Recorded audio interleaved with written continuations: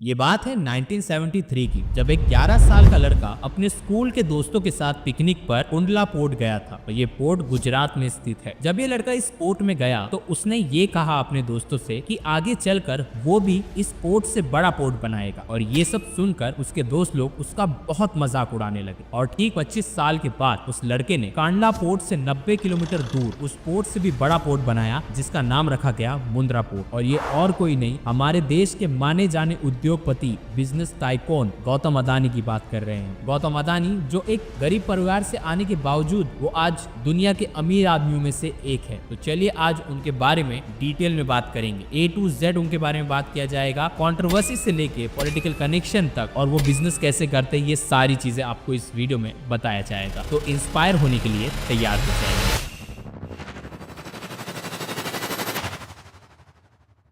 तो ये कहानी की शुरुआत होती है साल 1962 से, जब शांतिलाल अदानी और शांताबेन अदानी के घर में जन्म होता है एक लड़के का, जिसका नाम रखा जाता है गौतम अदानी। और गौतम के लगभग कुल मिला के 7 भाई बहन थे और उनके पिता एक छोटे से कपड़े के व्यापारी थे। अब गौतम अदानी का बचपन ठीक ही ठाक था, गरीब परिवार में थे वो, पर वो पढ़ाई में बहुत ही इंटेलिजेंट थे। पढ़ाई उनको बहुत अच्छे से आती थी और पढ़ाई करने में उनको बहुत इंटरेस्ट आता था। और इसीलिए उन्होंने हायर सेकेंडरी में साइंस स्ट्रीम चूज किया। और उनके परिवार वालों ने भी उनको एक एडवाइस दिया कि अगर आपको कोई बड़ा पढ़ाई करना है, कुछ बड़ा करना है, तो वो मुंबई जैसे शहर में जाके पढ़ाई करे। और ठीक गौतम अदानी ने यही फैसला लिया। साल 1977 में गौतम अदानी मात्र 17 से 18 साल की उम्र में अपने भाई विनोद के साथ मुंबई आ जाते हैं। पर गौतम अदानी को बचपन से ही बिजनेस करने में बहुत इंटरेस्ट था। ये बात उनके परिवार वालों को नहीं पता थी, पर उनको बिजनेस में बहुत इंटरेस्ट रहता था। और इसीलिए गौतम अदानी ने पहला एक काम यह किया, साउथ बॉम्बे के एक कॉलेज में उन्होंने एडमिशन लिया। और उसके बाद उन्होंने महिंद्र ब्रदर्स नाम की एक कंपनी को ज्वाइन किया, जहां पर डायमंड शॉर्टिंग का वो काम सीख रहे थे। अब यहाँ पर अदानी पढ़ाई के साथ साथ डायमंड ट्रेडिंग का भी बिजनेस सीख रहे थे। पर कुछ समय के बाद उनको ये दोनों चीज हैंडल करना मुश्किल पड़ा। पढ़ाई और काम दोनों ही उनके लिए भारी पड़ रही थी। और इसीलिए गौतम अदानी ने अपनी पढ़ाई छोड़ दी और एक फुल टाइम डायमंड ट्रेडिंग का बिजनेस स्टार्ट कर दिया धनजी स्ट्रीट से। अब ये जो धनजी स्ट्रीट है ना, ये बहुत इंपॉर्टेंट चीज है गौतम अदानी के लिए और उनके स्टोरी के लिए। गौतम अदानी ने धनजी स्ट्रीट से अपना डायमंड ट्रेडिंग का पहला बिजनेस स्टार्ट किया था। ये जो धनजी स्ट्रीट है, ये बोरीवली के एक स्पेसिफिक इलाका है जहां पर सिर्फ डायमंड ट्रेडिंग का काम होता है। और आज भी वहां पर यही काम होता है, जहां पर डायमंड को शॉर्ट किया जाता है। अब गौतम अदानी ने अपना काम धनजी स्ट्रीट से शुरू किया और वहां से उन्होंने अपना डायमंड ट्रेडिंग का काम शुरुआत कर दिया। और जैसे जैसे गौतम अदानी इस डायमंड ट्रेडिंग के बिजनेस के अंदर जा रहे थे, घुस रहे थे, उनको एक दिक्कत और एक प्रॉब्लम फेस करना पड़ता था। वो था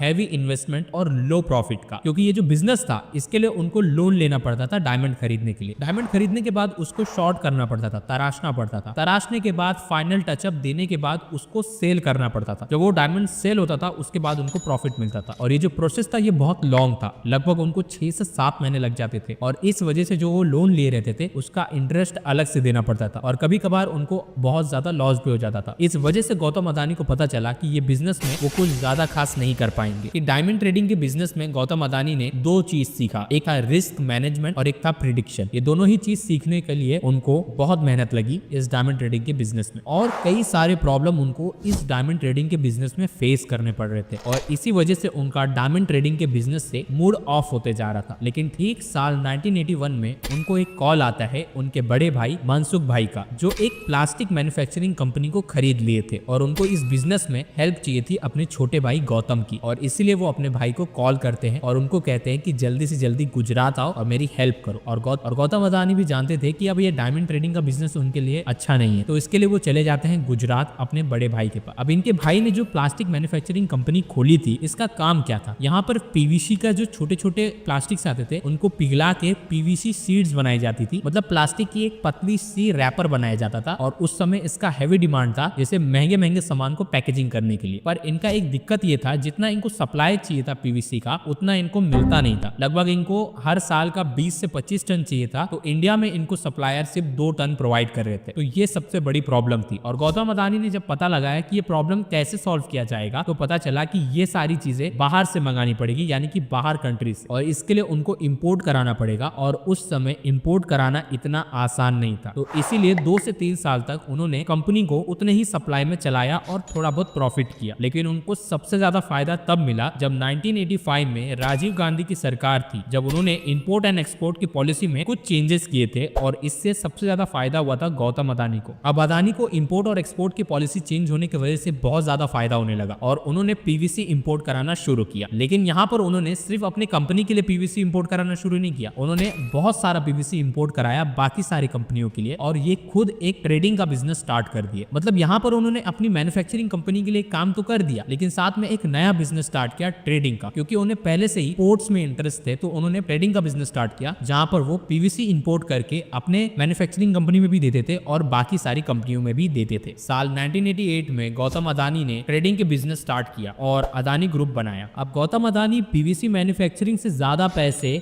ट्रेडिंग के बिजनेस में कमा रहे थे, क्योंकि यहाँ पर उनको बाहर वाली कंपनियों के माल इंडिया में इंपोर्ट करवाने थे और यहाँ पर उनको दुगना मुनाफा होता था। अगर रिकॉर्ड्स के अकॉर्डिंग देखा जाए तो साल 1985 में जब उन्होंने ये ट्रेडिंग का बिजनेस स्टार्ट किया था तो वो केवल साल भर में 100 टन माल ही इंपोर्ट करवा पा रहे थे, लेकिन 1992 आते आते वो 100 टन से 40,000 टन तक माल इंपोर्ट करवा रहे थे इंडिया के अंदर। यानी मुनाफा अगर आप देखोगे तो वो 40,000 गुना ज्यादा बढ़ चुका है। अब वहीं पर अगर आप देखा जाए तो अब वो सिर्फ पीवीसी ही नहीं, वो बहुत सारी चीजें इंपोर्ट करवा रहे थे, जैसे कि केमिकल्स, पेट्रोकेमिकल्स जैसे प्रोडक्ट को इंडिया में इंपोर्ट करवा रहे थे। जहां पर गौतम अदानी ने शुरुआत किया था पीवीसी मैन्युफैक्चरिंग से, देखते देखते वो और भी बहुत सारी चीजों में घुस चुके थे। सबसे ज्यादा फायदा उन्हें तब हुआ जब पीवी नरसिम्हा राव की सरकार आई थी, क्योंकि तब इंट्रोड्यूस किया गया था लिबरलाइजेशन को। अब ये लिबरलाइजेशन जो था ना, इसमें यह था कि बाहर की कंपनी अपना प्रोडक्ट इंडिया में आके बेच सकती है और इससे मुनाफा सरकार को भी होता है, लेकिन यहाँ पर मुनाफा गौतम अदानी को ज्यादा हुआ। जितने भी फॉरेन प्रोडक्ट्स थे उनको इंपोर्ट करवाने का जो कॉन्ट्रैक्ट था वो सबसे ज्यादा अदानी को मिला और यही देखते देखते अदानी एक मशहूर ट्रेडर बन चुके थे इंडिया में। लेकिन यहाँ पर अदानी के मन में एक सपना था खुद का पोर्ट बनाने का, और ये सपना तभी पॉसिबल होता जब तक उनके पास कोई पॉलिटिकल कनेक्शन ना हो, और इसीलिए अदानी ने अपना पॉलिटिकल कनेक्शन बनाना शुरू किया। साल 1990s में जब गुजरात के सीएम चिमनभाई पटेल और केशुभाई पटेल के साथ उन्होंने अपनी दोस्ती बनाई और ये दोस्ती उन्हें आगे चल के बहुत काम है। अब गौतम अदानी का पॉलिटिकल कनेक्शन तो बन चुका था और अब उनका सपना पूरा करना था उनको, उनका खुद का एक पोर्ट बनाना था, और ये पोर्ट बनाने के लिए उनको ढेर सारी जमीन चाहिए और जमीन के लिए उन्होंने मदद ली चमन भाई पटेल से। और चमन भाई पटेल से उन्होंने ये मदद ली क्योंकि उनको वहां पर एक जेटी बनाना था। जेटी मतलब माल को अनलोडिंग और लोडिंग करने के लिए एक मशीन होती है जेटी, जिसके लिए लगभग 3000 स्क्वायर फुट का जगह चाहिए और ये जगह उनको चिमन भाई पटेल दिला देते। अब अदानी के पास अपना खुद का एक पोर्ट होता है जिसका नाम रहता है मुंद्रा, पर ये पोर्ट पे वो पूरी तरीके से कमांड नहीं कर पाते क्योंकि यहाँ पर अकेले अदानी नहीं, गवर्नमेंट का भी काम था। तो गवर्नमेंट की वजह से अदानी प्रॉपर तरीके से मुद्रा पोर्ट नहीं चला पा रहे थे। लेकिन उनको सबसे ज्यादा फायदा तब हुआ जब पीवी नरसिम्हा राव की सरकार ने लिबरलाइजेशन को ऑन किया था, इंट्रोड्यूस किया था, तो उनको उतना फायदा नहीं दिख रहा था। तो इसीलिए उन्होंने सारे पोर्ट्स को प्राइवेटाइज करने का सोचा। जैसे ये न्यूज अदानी को मिला तो अदानी ने सबसे पहले मुंद्रा पोर्ट को खरीद लिया और अब मुंद्रा पोर्ट अदानी का प्राइवेटाइज यानी कि खुद का पोर्ट हो गया है, प्राइवेट पोर्ट हो गया है। अब यहीं पर अदानी का मेन टर्निंग पॉइंट होता है जहां से अदानी दुनिया के अमीर आदमी बनने की सफर में चले जाते हैं। अब लगभग 6 साल हो चुके हैं गौतम अदानी के पास मुंद्रा पोर्ट आए। अब गौतम अदानी का जो बिजनेस था बेसिकली वो इंपोर्ट और एक्सपोर्ट करवा रहे थे जो वो पहले करते थे, लेकिन अब उनको बिजनेस को बढ़ाना था। तो बिजनेस बढ़ाने के लिए उन्होंने सबसे पहले मुंद्रा पोर्ट के आसपास जितनी भी जमीनें थी वो खरीदना शुरू किया। अब इन जमीन को खरीदने के बाद उन्होंने वहां पर एक स्पेशल इकोनॉमिक जोन बनाया, मतलब कि एक इंफ्रास्ट्रक्चर खड़ा किया गया, बहुत सारी बिल्डिंगे, बहुत सारी इंडस्ट्रीज इलाके बना दिए जहां पर दूसरी कंपनी आके वो जगह खरीदेगी और वहां पर वो मैन्युफैक्चरिंग का काम करेगी। जो भी वो मैन्युफैक्चर करेगी उसको इंपोर्ट और एक्सपोर्ट मुंद्रा पोर्ट से करेगी। तो इसका फायदा अदानी को सबसे ज्यादा होने लगा और अदानी इसी वजह से और दुगना फायदा करना शुरू कर दिए थे। और देखते देखते गौतम अदानी ने 2014 तक लगभग 13 से ज्यादा पोर्ट अक्वायर कर लिया, यानी कि इंडिया में लगभग 13 पोर्ट सिर्फ गौतम अदानी के हैं, जहां गौतम अदानी इंडिया के सबसे बड़े प्राइवेट पोर्ट के मालिक है। और यही नहीं, देश के 30% कार्गोज और 40% शिपिंग कंटेनर्स अदानी पोर्ट से ही गुजरते हैं। अब सोचा जाए तो इंडिया में जितने भी इंपोर्ट और एक्सपोर्ट हो रहे हैं वो मुंद्रा पोर्ट से हो रहे हैं, और वहीं पर जो स्पेशल इकोनॉमिक जोन है वो भी मुंद्रा पोर्ट को यूज कर रहे हैं। तो चारों तरफ से जो भी पोर्ट यूज हो रहा है वो गौतम अदानी का ही हो रहा है। और इसी वजह से 2014 से लेकर 2021 तक इनका एनुअल प्रॉफिट 2500 करोड़ तक था। अब सब कुछ सही चल रहा था, लेकिन यहाँ पर गौतम अदानी को एक प्रॉब्लम नजर आता है। उस समय गुजरात में इलेक्ट्रिसिटी का बहुत प्रॉब्लम था, तो जो स्पेशल इकोनॉमिक जोन था वहां पर इलेक्ट्रिसिटी का कम सप्लाई होने की वजह से प्रोडक्शन रुक जाता था और इस वजह से कंपनीज का करोड़ों का नुकसान होता था। अब कंपनीज का अगर नुकसान हो रहा है तो इनडायरेक्टली अदानी का भी नुकसान हो रहा है। तो अदानी ने इस चीज से लड़ने के लिए एक दिमाग लगाया। अदानी के पोर्ट में कोल आते थे, यानी कि कोयला आता था, तो उस कोयले को वो यूज करने लगे, यानी कि उन्होंने खुद का एक अदानी पावर प्लांट लगाया जहां पर वो खुद ही इलेक्ट्रिसिटी जनरेट करते थे और ये इलेक्ट्रिसिटी जनरेट करके वो अपने स्पेशल इकोनॉमिक जोन में प्रोवाइड करते थे। और स्पेशल इकोनॉमिक जोन में जो भी कंपनी को इलेक्ट्रिसिटी कम मिल रही थी वो अब अदानी से इलेक्ट्रिसिटी खरीदती थी और अपना प्रोडक्शन बढ़ाती थी, जिससे इनडायरेक्टली अदानी को ही फायदा होता था। देखते ही देखते अदानी ने एक और नया बिजनेस स्टार्ट कर दिया जिसका नाम पड़ा अदानी पावर, और ये आज के टाइम पे इंडिया की सबसे बड़ी पावर कंपनी है। और ये काम सिर्फ छोटे से शुरुआत किया गया था और आज ये पूरा इंडिया ही अदानी को यूज कर रहा है as a power consumption. Adani power की शुरुआत होती है 2009 से। अब अदानी इतने इंटेलिजेंट थे कि उन्हें पता चल गया है कि अदानी पावर एक बिजनेस स्टार्ट हो गया, अब यहाँ पर हमें पैसे कमाने। तो उन्होंने सबसे पहले पता लगाया पावर बनेगा कैसे, तो कोल से बनता है पावर, यानी कोयले से। तब वो जो कोयला दूसरे से खरीदते थे उन्होंने सोचा अब खरीदेंगे नहीं, खुद हम माइनिंग करके कोयला निकालेंगे। तो अदानी ने वो सारे कॉन्ट्रैक्ट्स उठाने शुरू किए जहां पर माइनिंग होती है और अब अदानी खुद की माइनिंग करके कोल निकालते हैं, जिसमें से 15% कोल अदानी पावर लेता है, बाकी 85% कोल अदानी मार्केट में बेच देते हैं। तो इस तरीके से अगर आप देखोगे तो अदानी जो भी बिजनेस में घुसते हैं उस बिजनेस के अंदर और भी बिजनेस ढूंढते हैं। जैसे कि पीवीसी मैन्युफैक्चरिंग के बिजनेस में वो आए तो ट्रेडिंग का बिजनेस स्टार्ट कर दिया। ट्रेडिंग के बिजनेस में आए तो उन्होंने खुद का पोर्ट ले लिया। पोर्ट ले लिया तो उन्होंने एक स्पेशल इकोनॉमिक जोन बनाया ताकि पोर्ट को ज्यादा फायदा हो। ज्यादा फायदा होने के लिए उन्होंने कंपनी के लिए इलेक्ट्रिसिटी प्रोवाइड की, जो अदानी पावर नाम से उन्होंने एक कंपनी खोली। अब कंपनी को ज्यादा फायदा हो तो इसके लिए माइनिंग करना शुरू किया और यही देखा जाए तो ऐसे करते करते एक बहुत बड़ा नाम बना जिसका नाम पड़ता है अदानी एंटरप्राइजेस। अदानी एंटरप्राइजेस में बहुत सारे काम होते हैं जैसे infrastructure service and road and food services, mining, ऐसे बहुत सारे सर्विसेज अदानी एंटरप्राइजेस में आता है, जो एक पर्टिकुलर स्टॉक है गौतम अदानी का। हालांकि ये सब गौतम अदानी के बिजनेस थे, बट अब बात करते हैं उनके कंट्रोवर्सीज के बारे में। गौतम अदानी के ऊपर एक नहीं अनगिनत आरोप भी है और बहुत सारे लोग एक ही चीज कहते हैं कि गौतम अदानी आज जो भी है वो सिर्फ पॉलिटिकल कनेक्शन की वजह से, और स्पेशली 2014 से जब से मोदी सरकार का राज आया, यानी कि पीएम नरेंद्र मोदी का राज आया। अब देखा जाए तो बीजेपी की तरफ से उनको सपोर्ट मिलता है कि प्रॉपर प्रधानमंत्री की तरफ से सपोर्ट मिलता है, ऐसा हम बोल नहीं सकते, लेकिन देखा जाए तो अच्छा खासा ग्रोथ 2014 के बाद उन्हें मिला है। पर ऐसा कह नहीं सकते क्योंकि गौतम अदानी को सपोर्ट दोनों ही पार्टियों से मिलता है, चाहे वो कांग्रेस हो चाहे वो बीजेपी हो। जब वो कांग्रेस के टाइम पे उनको सबसे ज्यादा फायदा हुआ है, जैसे कि राजीव गांधी ने जब इंपोर्ट और एक्सपोर्ट में पॉलिसी चेंज किया तब उनको एक अच्छा मौका मिला था। इसके बाद जब पीवी नरसिम्हा राव की सरकार आई थी, वो भी कांग्रेस की सरकार थी, लिबरलाइजेशन, तब उनको अच्छा फायदा हुआ। चिमन भाई पटेल एक कांग्रेस के नेता थे तो उन्होंने उनको सपोर्ट किया। मोदी से उनका रिश्ता 2002 से होता है जब वो गुजरात के सीएम बनते हैं। अब उनका रिश्ता इसके लिए होता है क्योंकि मोदी के राज में गुजरात में जो बिजनेस का क्लाइमेट था वो बहुत अच्छा था, हर व्यापारी बिजनेस कर पा रहा था और अच्छा खासा प्रॉफिट कमा रहा था। तो इसके लिए मोदी का और इनका कनेक्शन हो सकता है कि अच्छा हो, और क्यों ना हो। अगर कोई इंसान किसी स्टेट या किसी देश का जीडीपी बढ़ाने में हेल्प कर रहा है तो वहां के पॉलिटिशियन को भी वहां के बिजनेसमैन की हेल्प करनी चाहिए ताकि उनका देश आगे बढ़े। अब देखा जाए तो यहाँ पर बहुत सारी चीजें आती है, जैसे कि बताया जाए तो 2006 से लेकर 2008 तक जो जमीनें गौतम अदानी को मिली वो बहुत ही कम दाम में मिली। जैसे कि जो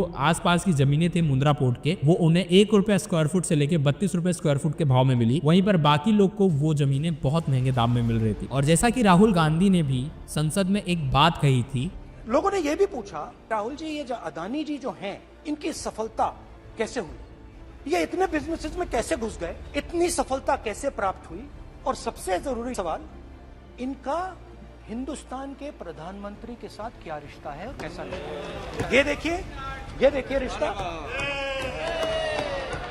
ये देख लीजिए प्लीज। एक लिस्ट आती है दुनिया के सबसे अमीर लोगों की, इस पे ये 609 नंबर पे थे 14 में, पता नहीं जादू हुआ दूसरे नंबर पे पहुंच गए। अब पोर्ट्स तो अदानी के नाम पे थे ही, पर यहाँ पर एयरपोर्ट्स को भी अदानी के नाम पे किया जा रहा था। साल 2018 में नरेंद्र मोदी की सरकार में एयरपोर्ट्स को लीज पे दिया जा रहा था, यानी कि जो एयरपोर्ट होते हैं उनको बेचा नहीं जा रहा था, खाली लीज दिया जा रहा था, 50 साल के लिए लीज पे दिया जा रहा था। और यहाँ पर लगभग 5 से 6 एयरपोर्ट्स अदानी ग्रुप को मिलते हैं डायरेक्ट बिडिंग पे, जैसे कि अहमदाबाद, लखनऊ, मैंगलोर, जयपुर, गुवाहाटी, ऐसे 5 से 6 एयरपोर्ट्स गौतम अदानी जीत जाते बिडिंग और यहाँ के कॉन्ट्रैक्ट गौतम अदानी को मिलते हैं। अब गौतम अदानी इतने अमीर हो चुके थे कि उनकी कंट्रोवर्सी भी बहुत बड़ी हो चुकी थी। इंडिया में तो कोई उनके ऊपर उंगली नहीं उठाता था सिवाय राहुल गांधी को छोड़ के, पर वहीं पर बाहर यानी कि यूएस से उनके ऊपर उंगली उठती थी। जैसे कि साल 2023 में जनवरी के महीने में एक रिपोर्ट आता है, इंडरबर्ग की तरफ से एक रिपोर्ट आता है जहां पर एक टाइटल दिया जाता है अदानी ग्रुप को, Adani group how the world's third richest man is pulling the largest con in the corporate history. इसका मतलब मैं आपको समझाता हूं। इस रिपोर्ट के अनुसार ये कहा जा रहा था कि अदानी ग्रुप अपने स्टॉक को मैनिपुलेट करके हाई लेकर जा रहा है, मतलब प्राइस को, स्टॉक की प्राइस को हाई कर रहा है। इसमें अदानी ग्रुप क्या करता है कि बाहर देश में जाके एक सेल्फ कंपनी खोलता है जो सिर्फ एक पेपर पे होती है, और उस कंपनी के भी मालिक अदानी की फैमिली होती है, और वो स्टॉक खरीदते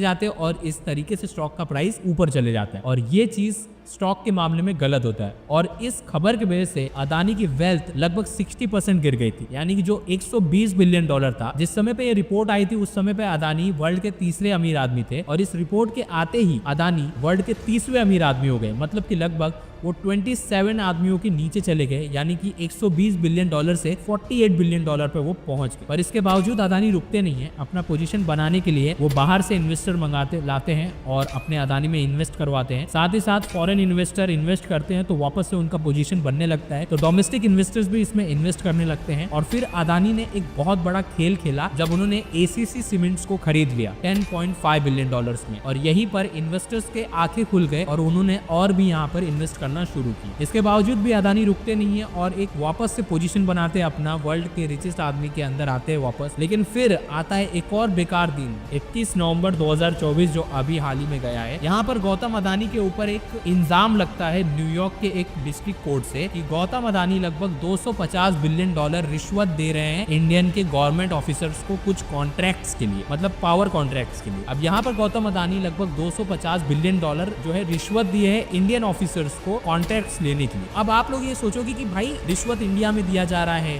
रिश्वत इंडिया में लिया जा रहा है, तो यूएस को क्यों खुजली हो रही है? यूएस को खुजली इसके लिए हो रही है कि ये जो पैसा दिया जा रहा है वो पैसा अदानी का नहीं है, वो यूएस के इन्वेस्टर से लोन लिया गया है। लगभग 3 बिलियन का इन्वेस्टमेंट है और काफी सारा लोन है जो उनको फॉल्स चीजें दिखा के लोन लिया गया है कि हम यहाँ पर इन्वेस्ट करने वाले, ऐसा कुछ करने वाले, फॉल्स डॉक्यूमेंट, फॉल्स चीजें दिखा के इन्वेस्ट करवाया गया है और उसको एज अ ब्राइबरी यानी कि घूस में दिया जा रहा है। इस वजह से यूएस ने ये तक अनाउंस कर दिया था कि अदानी को अरेस्ट किया जाए, पर ऐसा कुछ अभी तक हुआ नहीं है। पर अगर ये सारी चीजें सच है तो इंडिया को जरूर एक्शन लेना चाहिए, क्योंकि अगर इंडिया के गवर्नमेंट ऑफिसर रिश्वत लेंगे तो हमारे देश का क्या होगा। और अगर ये सब गलत है तो भी इंडिया को एक्शन लेना चाहिए यूएस के लिए, हमारे देश के अमीर उद्योगपति और इज्जतदार आदमी के गिरेबान पे हाथ डालने के लिए किसी को छोड़ना नहीं चाहिए। पर हालांकि अब ये कितना सच है कितना झूठ है पता नहीं, पर अगर आपको ये वीडियो पसंद आया होगा तो वीडियो को जरूर लाइक करें, चैनल को सब्सक्राइब करके बेल नोटिफिकेशन को ऑन करें।